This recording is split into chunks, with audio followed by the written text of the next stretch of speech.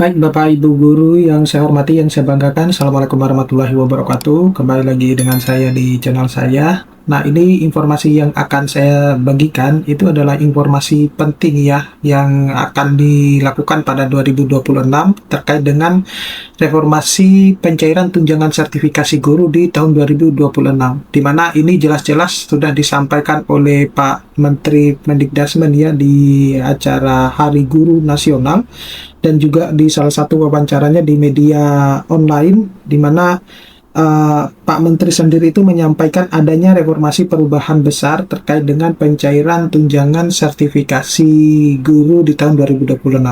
Tapi sebelum kita lanjut, Bapak Ibu Guru, saya mau menginformasikan kepada Bapak Ibu Guru bahwa tapi sebelum kita lanjut, Bapak Ibu Guru, saya mau menginformasikan kepada Bapak Ibu Guru bahwa bagi Bapak Ibu Guru yang ingin mendownload e-book ya untuk semua guru yang bisa digunakan untuk kebutuhan mengajar ya, termasuk di situ adalah pegangan siswa dan juga dilengkapi dengan soal-soal mulai dari PAUD hingga ke SMA dan sederajatnya.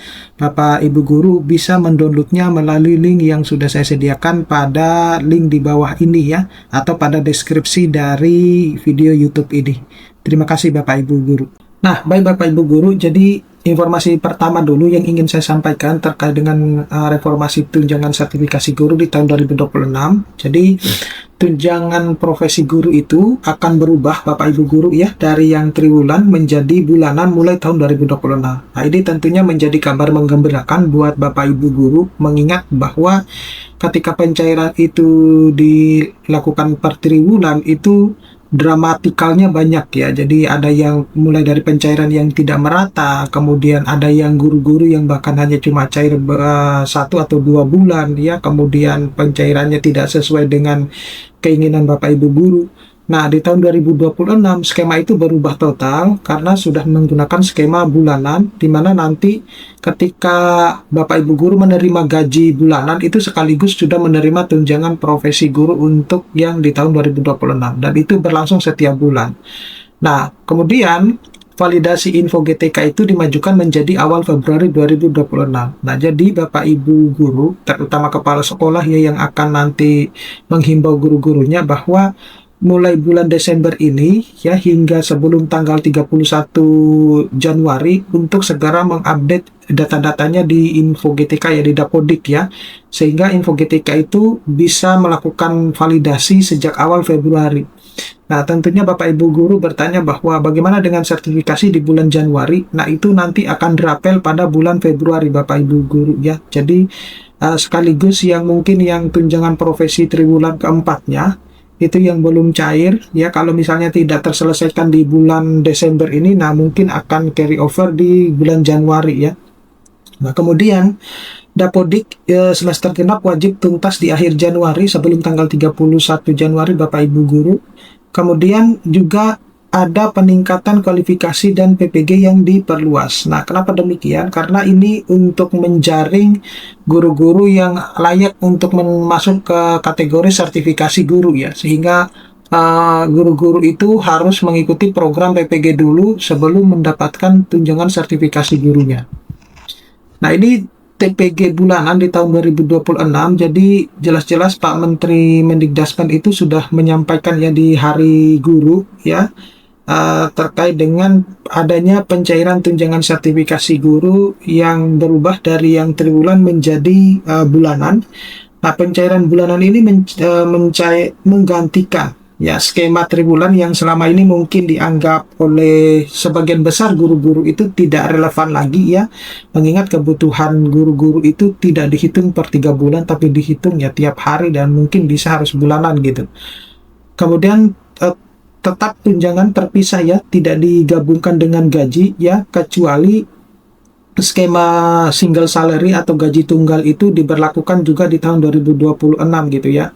Nah, kemudian untuk juknis teknisnya itu menunggu final untuk operasional seperti apa. Nah gitu, kalau yang kemarin disampaikan itu kan waktu diwawancaranya dengan salah satu media itu menyebutkan bahwa kenapa selama ini dilakukan triwulan karena ada kendala dengan BPJS seperti itu. Nah, sekarang itu sepertinya sudah tidak ada dengan kendala dengan BPJS. Nah, sehingga harus dilakukan dengan ini ya, harus dilakukan dengan bulanan gitu. Nah, ini argumentasi kebijakan. Jadi, kenapa sih harus dilakukan bulanan? Itu untuk mempercepat arus dana bagi guru ya, yang mungkin selama ini ya kita bisa lihat lah, kita ketahui sendiri ya bagaimana dengan yang untuk triwulan itu ya. Bahkan sudah memasuki bulan Desember ini, itu masih banyak guru-guru yang belum menerima tunjangan profesi guru baik yang triwulan ketiga maupun yang triwulan keempat. Seperti itu. Itu salah satu dramatikalnya seperti itu. Nah, dramatikal yang lain itu adalah banyak guru-guru itu yang hanya menerima 2 bulan ya tunjangan profesi triwulan keempatnya. Tapi kalau kita lihat sejak triwulan ke-1 drama seperti ini itu sudah banyak Bapak Ibu guru. Hanya saja mungkin mereka tidak berani untuk speak up ya. Nah, sekarang itu ketika sudah ada banyak yang komentar bahwa kenapa kok saya cuma 2 bulan dapatnya. Nah, mereka yang selama ini yang triwulan 1 hingga triwulan ketiga yang cuma dapat 1 hingga 2 bulan itu baru berani untuk speak up. Nah, kemudian mengurangi ketidakpastian pencairannya seperti yang Bapak Ibu rasakan pada saat ini itu, ya kan Bapak Ibu guru kan bertanya-tanya terus kan, kapan sebenarnya sih akan diselesaikan atau akan dicairkan sih untuk yang triwulan ketiga maupun triwulan keempat ini kok sepertinya belum dicairkan gitu. Nah, kemudian ada efisiensi birokrasi administrasi yang cukup melelahkan ya buat Bapak Ibu guru ya, mengingat bahwa Bapak Ibu guru harus menunggu dari kode sekian ke kode sekian dan itu butuh waktu untuk tersebut, serta mendukung arahan Presiden dalam peningkatan kesejahteraan guru. Nah, selanjutnya percepatan validasi info GTK. Jadi validasi tahap 1 itu dimulai awal Februari tahun 2026, di mana sebelumnya dilakukan pada Maret sampai April. Nah, untuk yang tahun 2026 itu sudah berubah karena dilakukan validasinya itu di bulan Februari ya. Jadi Bapak Ibu guru untuk segera mengupdate data-datanya di Dapodik. Nah, kemudian itu dipercepat agar TPG bulanan itu dapat berjalan secara maksimal. Jadi Bapak Ibu guru tidak perlu harus mengupdate datanya itu tiap bulan gitu ya. Tapi dalam 1 tahun itu kalau tidak salah info yang saya dapatkan itu hanya cuma sekali gitu. Jadi Bapak Ibu guru mengupdate datanya di bulan Januari dan itu nanti di bulan Januari 2027 baru Bapak Ibu update data lagi. Nah, sayangnya data itu kalau mau sertifikasinya cair itu harus valid dan sebelum SKTP itu terbit Bapak Ibu guru. Jadi masih tetap menggunakan sistematika SKTP ya. Nah, ini kesiapan Dapodik di tahun 2026, di mana Dapodik di semester genap itu harus selesai akhir Januari 2026. Nah, data wajib valid ya, termasuk rombel, kemudian beban kerja, mata pelajaran, jam tatap muka, dan lain sebagainya itu harus valid ya, Bapak Ibu guru. Pastikan ini semuanya harus valid. Kemudian perbaikan data itu dilakukan melalui operator sekolah. Dan kesesuaian data sama itu jangan sampai ada keterlambatan pencairan gitu ya. Jadi kalau datanya valid maka pencairan itu insya Allah tidak akan terlambat gitu.